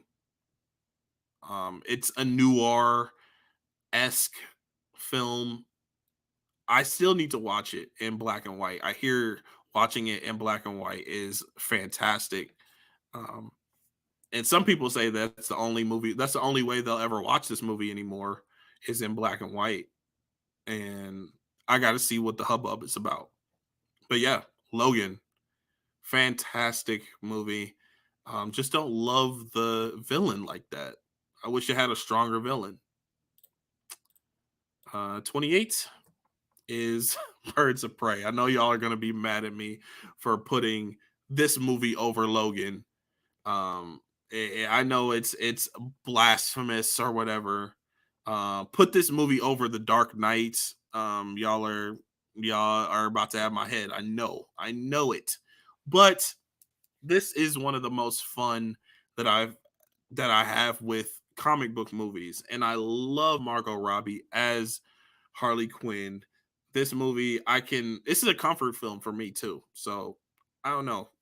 Sorry, Birds of Prey is my jam. I just have to say that. It's my 28, number 28. Number 27 is The Matrix. I'm sorry for the low res photo, but The Matrix, I watched it in its entirety for the first time the end of last year. Then I just went ahead and watched the entire series. I love the first three movies. The first one is definitely the best of the franchise. But yeah, the first three are phenomenal. The fourth one, not so much, but I grew some appreciation for it after the rewatch. It's not the worst thing I've ever seen ever. It's just not good. Uh-oh. Get into the comments. Birds of Prey is really good. I'm surprised to hear somebody say that. People don't like this movie at all. The Matrix is up in my top 10. Absolutely love it. Yes. Logan Noir is awesome. Yes, I hear that. I need to watch it. All right. Number 26, moving on. Star Wars The Force Awakens. This is the reason I got into Star Wars, which is kind of funny. People probably like, yo, Force Awakens is the first Star Wars movie, you got into. Like, you're not a real Star Wars fan. I am a real Star Wars fan. I will say that. But I did get into the game a little late. I will admit that. It was when The Force Awakens were coming out. It was coming out, and I was like, let me catch up with all the Star Wars films before this comes out. I watched all the Star Wars films, fell in love with the franchise, and then Force Awakens came out, and I really, really enjoyed it. It is a phenomenal film. Yeah, it is great. I know I probably use the word phenomenal a whole lot in this live stream, but this is my top 100 movies list. What else do you want me to say? Favorite Star Wars movie? We'll get to that. We'll get to my favorite Star Wars. It's coming up pretty soon.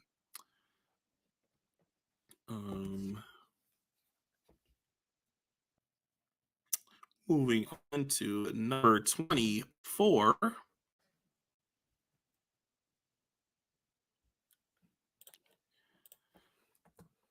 Get Out. Jordan Peele's debut film where he wrote and directed. This is still my number one Jordan Peele movie. He has come out with 2 films after this, and those films being Us and Nope. I like Us. Nope, I do like as well, but it's that's the ranking for me. Get Out, Us, and Nope. That's the ranking. Get Out is one of my favorite horror films of all time, one of my favorite films of all time, obviously. And yeah, it's amazing. The first time I watched it, I was blown away. And on the rewatches, Of course, it doesn't hit as hard as it did the first time, but I still absolutely love it. One thing that I might nitpick about this movie is that the comedy undercuts some of the serious tones a little bit. Like as far as Lil Rel Howery, I like him in the film a lot, and there are certain sequences where he's funny and it works for the scene, but there's other moments where there are jokes added from him that I don't love that they're placed right there because it's supposed to be more of an intense sequence, like when he's on the phone with Rose, and there are like some jokes there. Yes, they're funny, but it undercuts some of the seriousness to me. But of course, it's a Jordan Peele film, so you have to add comedy. I get it. And then the whole scene where he's at the precinct and he's telling the cop about um his friend missing and stuff, and like that he thinks that he's being held as a sex slave or whatever. Like that's it, it's funny, but again, like on the rewatches, it's not as funny to me. It's not. And then it just feels kind of like a whole different movie. That scene where he's at the precinct, it feels like a whole different. Like, it feels like a comedy. It feels like a scene in 22 Jump Street or 21 Jump Street. Comments. Um, yes. Do you think that Nope secretly stands for not of planet Earth? I heard that that was what it is. I don't think that's what it is. I watched a thing where Jordan Peele was going through some like fan theories and stuff like that, and he was like, "Yeah, half of this stuff I didn't even think of. Like, I didn't even think of like half of this stuff, but people are like having theories about it, and like, oh, this is this is what he meant when he said this or did this with the film." And I don't think some of the things, I do think he thinks deeply about and adds them to his films, and what they mean and stuff, but other things I think we just come up with a narrative and place it on the film. And not a planet Earth, I don't think that that's what it stands for. I think it's just, nope, I'm not dealing with this. I think that's what it is. It's for face value. Opinion on Old Boy. Um, the third act is fantastic in Old Boy, but as a whole, I I have to give it a rewatch. But I don't. It didn't really hit me the way that it hit a lot of other people. But that third act was fantastic of Old Boy. Um, but yeah, so Get Out is my number 24. Moving on to number 23.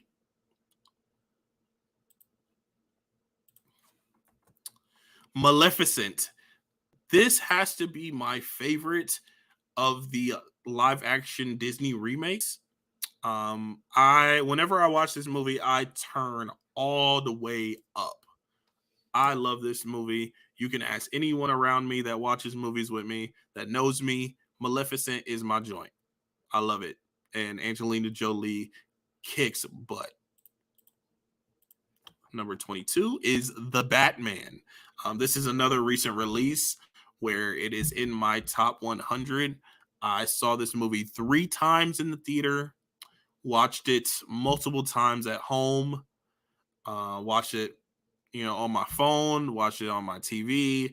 Just this movie is circulating with me a lot. I love it so much, and yes, I do enjoy it over The Dark Knight.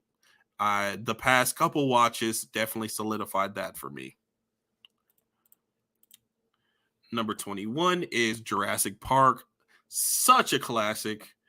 Um, this movie has some horror elements to it, man. It does. And I actually talked about that in my live stream, talking about movies to get you in the mood for Halloween. And this movie kind of gets you in the mood, especially that third act in the kitchen. That movie, that scene is actually kind of terrifying. Not gonna lie. Iconic. Yes. Number 20 is a Baby Driver. Baby Driver. I remember seeing this movie for the first time in the drive-in. We went to go see this movie at the drive-in, and driving home, I thought I was, in Need for Speed or something like that. Fast and Furious, because after seeing this movie, I wanted to whip the car all around and be on a high-speed chase and all that. But Baby Driver, such a great movie. Yeah, my favorite movie. I'm guessing you are referring to. Which one are you referring to? Jurassic Park? I'm guessing you're referring to Jurassic Park as your favorite movie. Jurassic Park is my number 21. But yeah, Baby Driver is number 20. Moving into number 19.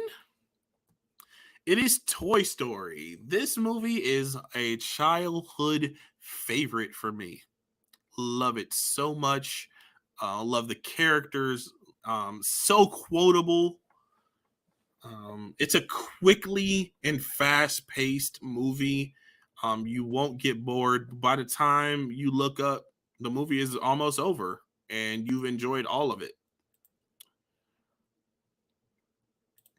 Baby Driver. Sorry, didn't clarify. Okay, Baby Driver is your number one film of all time. That's awesome. It's a great movie. Number 18 is Saw, the first Saw. Yeah, the first time I watched this movie, I did kind of a marathon of this movie when I first watched it. I did like the first 4 movies all at once, and then I watched the rest of the movies at another time. This movie has the most depth of all of them, and it has the best twist of all of them. The second film has a really, really good twist as well, but this one, it holds a special place in my heart, and I was able to watch this film in the theater the second time I watched it, and I will never forget that. I got to see Saw in the movie theater. It was like an 11 p.m. showing too. It was awesome. I love Toy Story dialogues. Yes, me too. Me too. Luke Ponto in the building. My boy AJ. What's going on, my boy? Moving on to number 17 is Halloween. The 1978 Halloween. This movie really knows how to build tension and not be gruesome. This movie was not violent or gruesome hardly at all. If you really go back and look at it, it's just more creepy, eerie. People turn up dead, but you don't really see anything happen. Yeah, one of the best horror films of all time.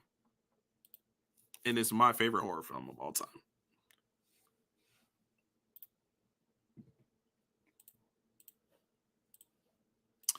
Moving on to number 16. Here we go. It is A New Hope. This is my all-time favorite Star Wars film of all time. Yes, I said of all time twice because it is. I love this movie. I'm excited to watch it on 4K. I just bought it on 4K. I've never seen it on 4K. Yeah, I don't even think I watched the Disney Plus stream because I'm sure they stream it in 4K, but the highest resolution I saw was on Blu-ray, so I'm ready to check out the 4K. Stacy said that she wants to go through all the Star Wars movies, and that got me very excited. Halloween defined the slasher genre. Yes, it did. Now, moving on to number 15, Mission Impossible 3. This one is my favorite Mission Impossible film. And it battles between this and Fallout sometimes. Sometimes it's Fallout, sometimes it's 3. But as of now, 3 is my number one Mission Impossible film. It is fantastic. Philip Seymour Hoffman. Oh my gosh. Philip Seymour Hoffman destroyed that role. Star Wars is great. Yes, it is. I can't give Philip Seymour Hoffman enough praise for that role. I can't. It's so great. All right, moving on to number 14. This one might be a shock as well. It's pretty high up on the list, but it is not my number one in the franchise. Lord of the Rings, Return of the King.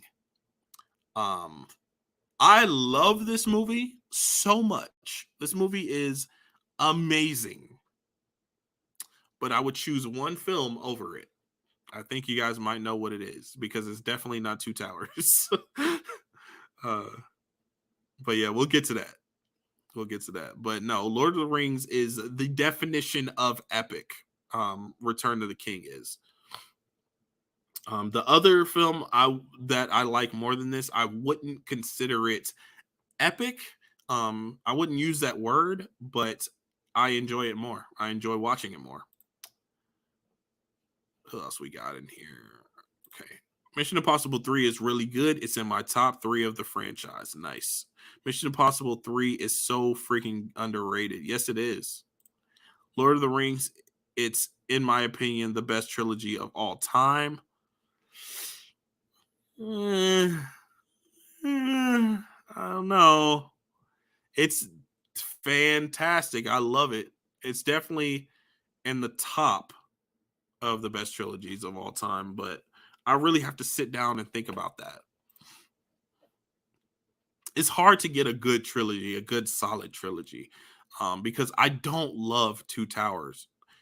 It is great. I really, really like it. And since it is Lord of the Rings, it holds a special place in my heart. But it's just not at the same caliber as 1 and 3. I love Lord of the Rings movies, but I'm not the biggest fan of the franchise. I respect that.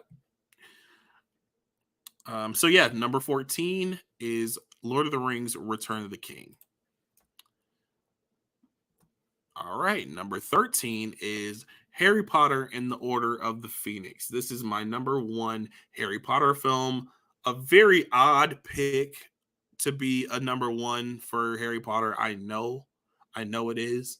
But that's why it's unique to me. And yeah, this movie, the third act of this movie, when they're in the Ministry of Magic,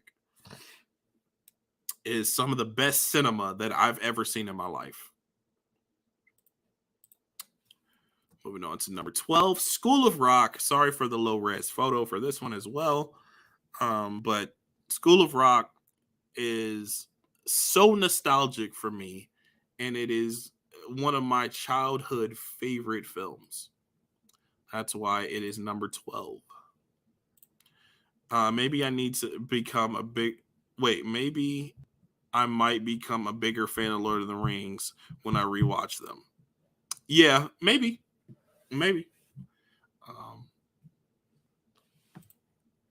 I haven't seen Return of the King yet. What? But I'm hoping before the year's end. I really do like Two Towers, but in my opinion, it's not as good as Fellowship. I think that's factual information. Jack Black is overrated. Honestly, I know you're just joking, Ken, but if I'm being honest, I only like Jack Black in 2 roles. This movie, School of Rock, and Nacho Libre. Nacho Libre did not make my top 100, but I love that movie. But those are the only 2 Jack Black performances I like. That might be a hot take, but I know you're joking. Yeah, I know you're joking, but there's some truth to that for me. Well, I kind of like him in The Holiday. I think his character was written in a way where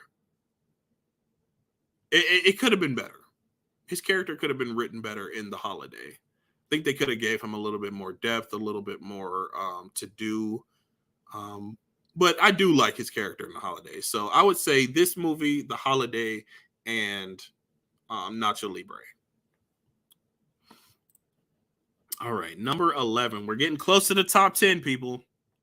Getting close to the top 10. Number 11 is Demon Slayer, the Demon Slayer movie, Mugen Train. And it's another anime film based on a anime manga slash anime series. And yeah, I saw this in the theater. I really, really wish I was able to see this in IMAX, but I didn't. I saw it twice in the theater. I saw it once dubbed, once subbed. Um, and I love this series so much. And the movie is fantastic as well. I would love if they came out with another movie. I will be front row. But yeah, it's right outside of my top 10. It probably would have made my top 10 if this was a list that I made last year. But it is my number 11. Absolutely adore this film. Thank you for watching the Demon Slayer movie with me, bro. Oh yeah, I appreciate you doing that too. It is one of my favorites of all time, as you can see. Oh, you're gonna hate me for this. Haven't seen a second of Demon Slayer. Really need to get on it though. Oh no, I definitely don't hate you for that. I think number one, anime is kind of an acquired taste anyway. But if you're into anime, I would definitely suggest this series. It might be a little more silly than you expect. It definitely is a comedy. The show is a comedy. The movie has a lot of comedic elements to it. So I think that's one thing people don't really realize when they go in to watch this show. They don't realize that it is a comedy. It's kind of silly. It has a lot of silly elements to it. But then when it becomes a action anime, it does a really, really good job. And the animation is fantastic. Some of the best animation in any anime that I've seen. All right, we are in the home stretch. We are in the top 10. Let's go. Number 10, Napoleon Dynamite. Probably my favorite comedy of all time. It is matched up with this and School of Rock. But this movie I could rewatch and rewatch over and over. I can probably quote this entire film. Napoleon Dynamite, man. I love it. I love it. Love it. Love it. Number 9 is Elf, my all-time favorite Christmas film, and it is in my top 10. I am not the biggest fan of Christmas movies, but when it comes to Elf, this is one of my favorite movies of all time, obviously, since it is number 9, but it is very, very nostalgic for me. I can watch it any time of the year. I've done it. I've watched this movie in July before. Um, and yeah, Will Ferrell is fantastic. James Caan, rest in peace, is fantastic. Um, Ed Asner, great. Zoe Deschanel, fantastic. And just everybody in this movie and this movie as a whole just holds a very, very special place in my heart. All these movies do, really. The whole 100 movies do. But this top 10 really means something special to me.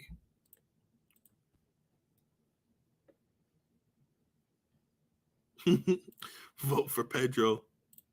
Uh, the only full anime I've watched is Naruto and Naruto Shippuden, but I count both shows as one. You kind of can count both shows as one. I really haven't seen much besides those shows, though. I could reach out to you and put you onto some different anime. Um, but yeah, vote for Pedro. Uh, is there syrup? Is there sugar in syrup? Yep. Belch, did you hear that? Yes. So quotable. Moving on to number 8. It is Spider-Man Into the Spider-Verse. Spider-Man is my favorite hero of all time.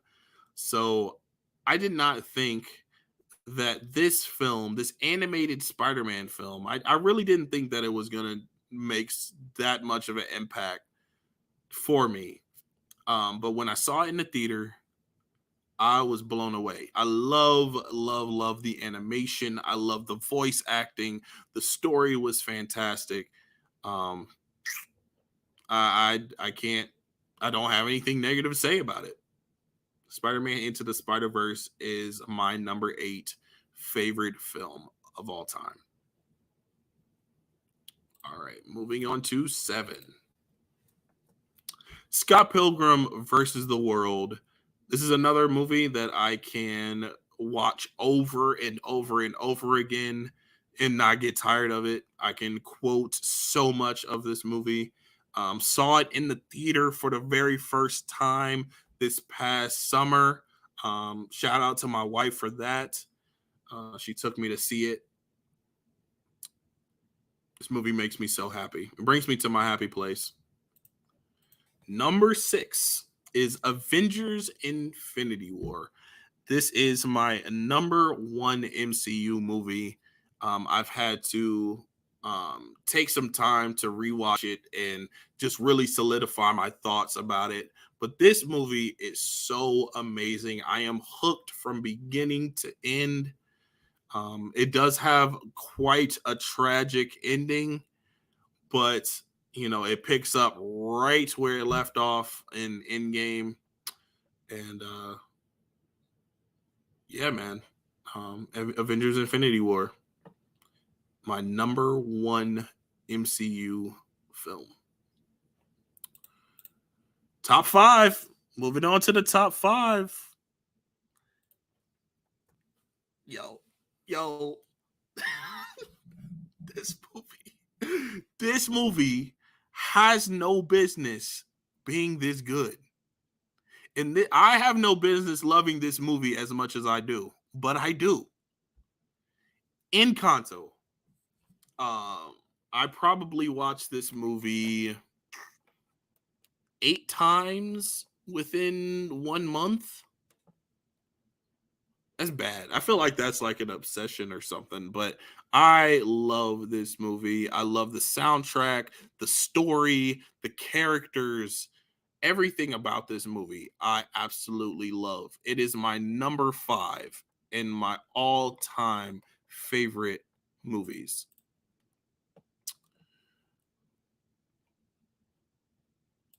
Are you excited for Across the Spider-Verse? Yes, I am. I don't think it will be as good as Into the Spider-Verse, but I'm hoping it can be and will be. Lou Ponto says Scott Pilgrim is my favorite Edgar Wright film. I would say my favorite Edgar Wright film. It probably is Scott Pilgrim, just because the rewatch value. Baby Driver, I probably would put over it, but as far as enjoying rewatching it, I would put Scott Pilgrim. That was kind of hard to do. It's kind of hard to make that list because critically, I'm definitely putting Baby Driver over Scott Pilgrim. But which one would I rather watch like every day? Scott Pilgrim. Infinity War is not my favorite MCU movie, but it's up there for sure. I respect that. Encanto is awesome. Yes, it is. Encanto is super overrated to me. Sorry, I've seen it twice and can't get into it. I don't know if we can be friends no more. No, I'm just kidding. I'm kidding. I'm kidding. I love Encanto so much. It is one of my. It's my top five. It's my number five in my top five. So goes to show how much I love it. Smooth J Stew, yo, what's going on, Stu? Smooth J Stew, what's going on, man? Yeah. So I'm in my top five. Number five is Encanto. Moving on to number four, it's Inception. I know y'all are probably shocked and surprised and like, what? This used to be your number one. I used to tell people that this is my number one for ever since 2010, really. I think since 2010, this what has been my number one film. And the past couple rewatches, it knocked it down ever so slightly. Ever so slightly. Because it's still top five, but it's not it's not number one anymore. It has been dethroned. But I love Inception. Inception is definitely my number one Christopher Nolan film.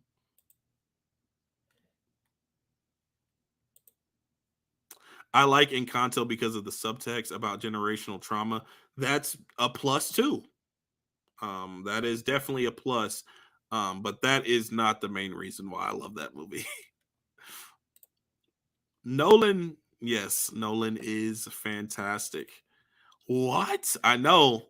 I know. Everybody thought that Inception was going to be my number one, but it's not.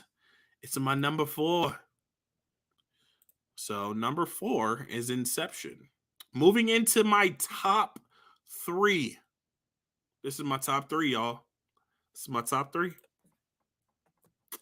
Lord of the Rings, The Fellowship of the Ring is in my top three. It's really the past three rewatches of this movie that really solidified this number as number three on my list. I just love the journey and I love the uniqueness of the story and the group being together. This is the only film where the group is together pretty much the entire movie. And I appreciate that and I love it. This movie has, I don't know, I keep saying it, but it has a special place in my heart. I keep saying it. What do you think of Interstellar? Interstellar's great. It's not my favorite of Nolan's, but it's great. Fantastic film. I really love your taste, bro. Thank you. I appreciate that. I'm surprised that people are saying that because I have some very hot takes in this list. I still need to rewatch Lord of the Rings movies. Yes, do that. Rewatch the Lord of the Rings movies. I don't know if you're gonna watch Rings of Power, the TV show that's coming out in Amazon, but yeah, definitely rewatch these movies, man. All right, number two. Y'all ready for number two? Kill Bill. Kill Bill is my number two film. Quentin Tarantino. Kill Bill Volume 1, to be more specific. Volume 1. Volume 2 is fine. I don't love it. I like it, but I don't love it. This movie is the definitive Kill Bill film. It is action packed. It is quirky. It's funny. It's fun. It's emotional. It packs a punch. I'm trying to get my buddy Smooth J Stew to watch this movie, and it's like pulling teeth with him. But it's all right. We're gonna make it. Um, but yeah, Kill Bill is my number two film. It was really battling against my number one. It was battling hardcore against my number one. Um, they're kind of interchangeable, to be honest. This could be my number one film of all time. It could be, but for this list's sake, for the list, I have it at number two, which it kind of makes me sad that it's number two because I feel like it's been one and it kind of got dethroned. I don't know. It's kind of sad. Are y'all ready for this number one? Y'all know what this number one is? Like process of elimination? I don't know. Let's see what the comments are saying. Yo, Kill Bill is awesome. Yes, it is. Volume one, more specifically for me. Nice. I love me some Kill Bill. Me too. Me too. All right. Y'all ready for number one? Number one is Spider-Man 2002. Is this critically the best movie of all time? No. I know that. I know that this movie is not critically the best movie of all time. Is this my favorite movie of all time? Yes, it is. This is the film that I owe so much to. I This is the first movie. This is the first superhero movie I ever seen. The first comic book movie I ever seen. Um, my first amazing theater experience. The movie I owe a lot to my love of film for, and yeah, I owe a lot to this movie, to this film. A lot of my um influences come from this movie, and Sam Raimi, um he did something special with this one, and even if it wasn't special, it would be special to me because it is the first superhero movie that I've seen. It got me into superheroes. Spider-Man is my favorite hero because of it, and yeah, it's my number one. Spider-Man 2002.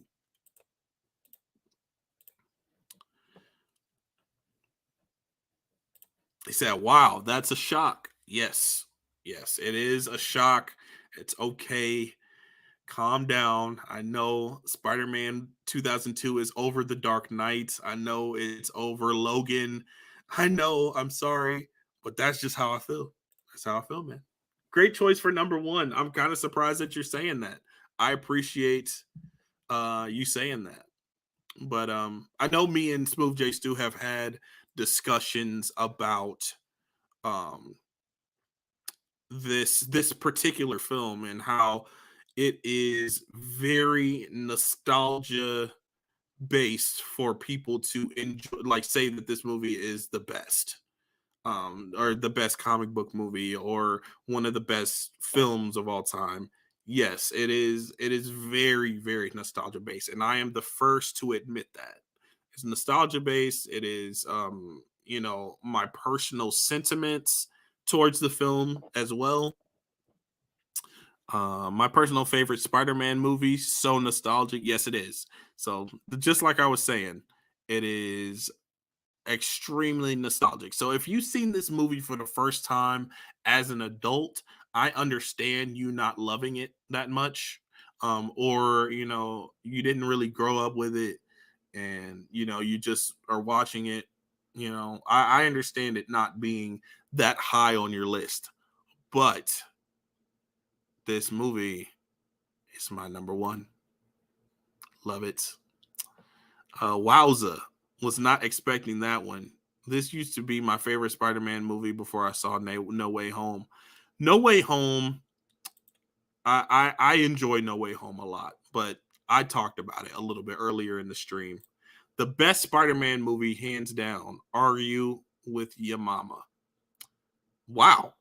I did not know you thought that this was the best Spider-Man film. I thought you liked 2 better. Toby is your favorite Spider-Man, hands down. Toby is my favorite Spider-Man. Nah. I love Spider-Man. No blame here. The Dark Knight and Spider-Man are kind of tied for me, to be honest.